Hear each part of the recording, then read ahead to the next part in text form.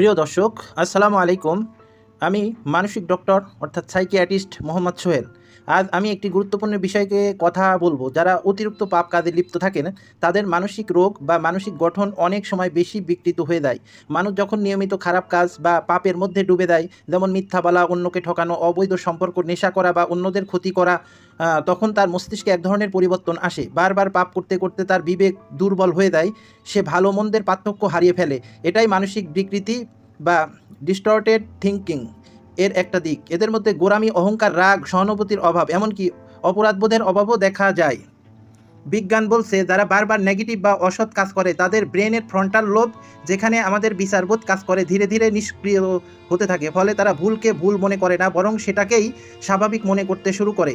তবে ভালো খবর হলো মানুষ পরিবর্তন হতে পারে। পাপ থেকে ফিরে এসে ভালো চিন্তা, ভালো কাজ এবং আত্মবিশ্বাস নিয়ে আবার নতুনভাবে জীবন শুরু করা যায়। প্রয়োজনে একজন মানসিক চিকিৎসকের সাহায্য নেওয়া অনেক কার্যকর। বন্ধুরা, আসুন নিজেদের আত্মসমালোচনা করি। যদি কোনো পাপের অভ্যাসে জড়িয়ে পড়ে থাকি তাহলে এখনই তা ছেড়ে দেওয়ার সিদ্ধান্ত নিই।